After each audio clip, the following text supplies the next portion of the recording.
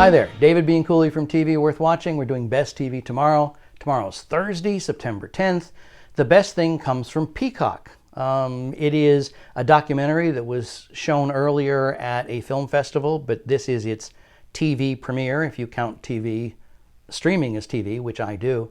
And the title of this documentary is Sit In, which is a great title because the subtitle is Harry Belafonte hosts The Tonight Show. So he got a week from Johnny Carson to guest host The Tonight Show, book his own guests, and this is in February of 1968. So if you're old enough to smart enough to remember that year, and what a year it was.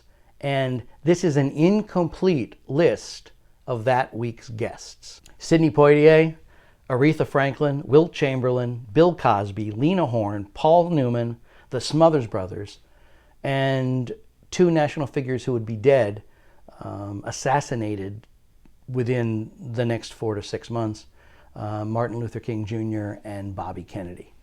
It's an amazing show, and it's also a sort of a mystery story about how much of those programs survive and what you're going to be able to see and hear, and also sociologically what they talk about and how eerie it is, and to me, how infuriating that it sounds like they're talking about today in terms of riots and protests and race relations and the inequities and basically what we now talk about as systemic racism.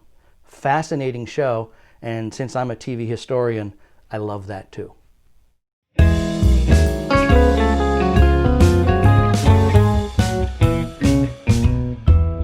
I guess I could use some of this time to get into pleasantries and to talk about the many experiences I've had with you, not only here, but in Europe and other places.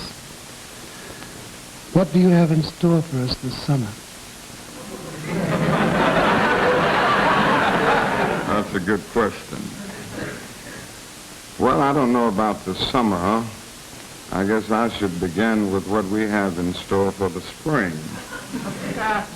I feel that we are in the midst of a most critical period in our nation, and the economic problem is probably the most serious problem confronting the Negro community, and I might say the most serious problem confronting poor people generally.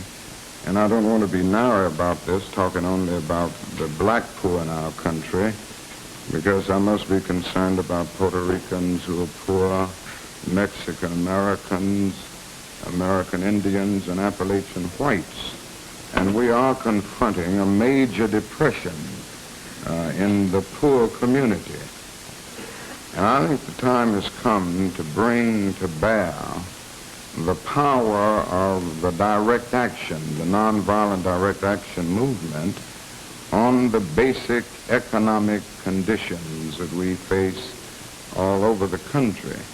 Nonviolence has been a tremendous force in grappling with the social problem of legal segregation and the syndrome of deprivation surrounding that system.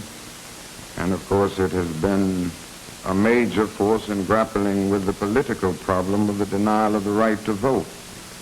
But in winning victories like the Civil Rights Bill of '64 and the Voting Rights Bill of 1965 around the issue of segregation and voting rights, we discovered that these legislative strides did very little to improve the lot of the millions of Negroes in the ghettos of the North and in the nation generally.